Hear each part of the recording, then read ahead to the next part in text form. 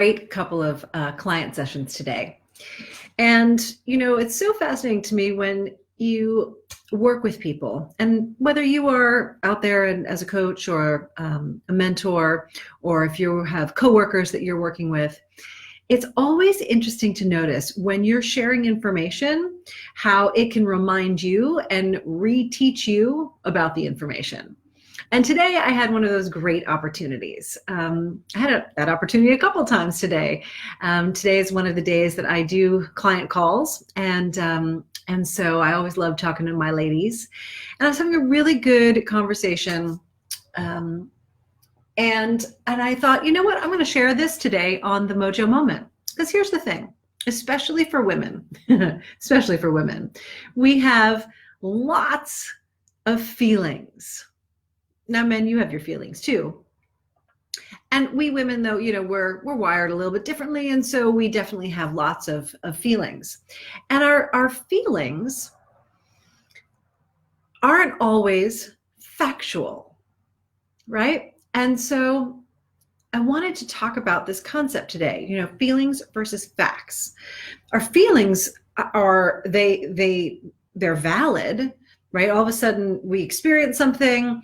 A lot of times we experience, our thoughts in our heads that create us to feel a particular way, which then allows us to take actions or maybe not take those actions.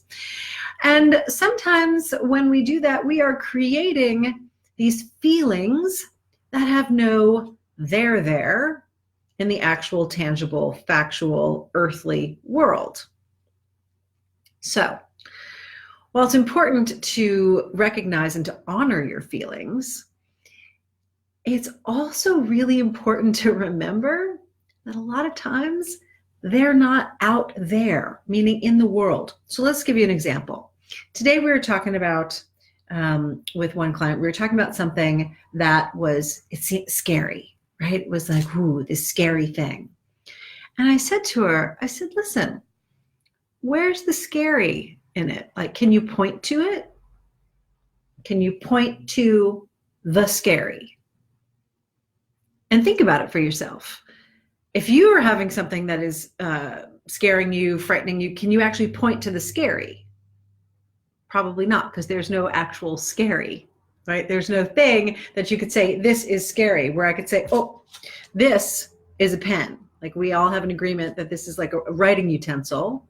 That's a pen. So, okay, we can point to this. It's a thing. There's a tangibility to it.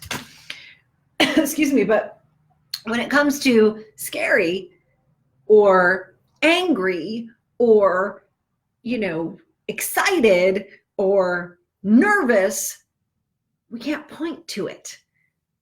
You can feel it.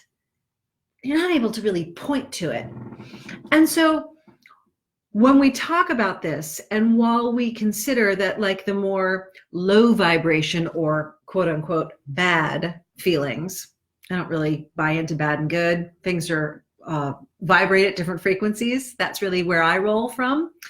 And so if we buy into the lower frequencies, then, then we're going to be living from that place. And we'll create certain actions. And same thing, if we're living out of a higher frequency feeling, we might be creating out of that place. And still, there is an actuality in that. There's the actuality in the tangibility of a person, an object, all right? And so I wanted to share with you and really have you consider in your own life where you are, most importantly, where are you holding yourself back based on a feeling? And a very common feeling that so many of us have is fear, which false evidence appearing real, or fuck everything and run. That's what I heard recently, which I thought was kind of funny. Hadn't heard that one before, right? But so that, again, you can't necessarily point to or find fear out in the world. It's a feeling. So when you're considering what you're up to, and if you're considering like tapping into your mojo and really living your life from a place of power and power and congruent, like being congruent, that's the word I'm looking for, really being congruent with what you desire. Then what we have to do is what we talked about on this call today with my client. We talked about, like, it's disarming the alarms, because the scariness, the fear, the feeling of whatever's going on, that's like an alarm system. And so we need to disarm these alarms so that you can actually get clarity on what it is you're up to in the world. And when you can get clarity and be in that clarity, then you can be congruent with what the desire is. And therefore, you're actually in your mojo power. So it is true. When you are writing a horror story that doesn't exist, and then you end up believing it. Very true, Barry. So, I know a lot of people, and one of them is in my family, who creates these worlds that have never happened. And they're not empowering worlds, right?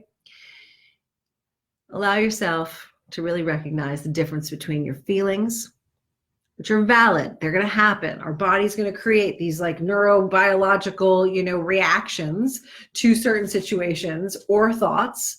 And that's going to create some feeling of some kind or another. And then get clear on what's the fact.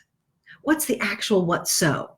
Because when you can separate that, all of a sudden in the middle here, in the middle, hey, in the middle, now there's some space. That's the clarity where you get congruent to really have some mojo power in your life. I'm very excited to always be here with you. It is live 365. That's what's happening, your Mojo Moment. And I am Deborah Kagan, your Mojo Recovery Specialist. And I will look forward to seeing you tomorrow. Bye for now, everybody.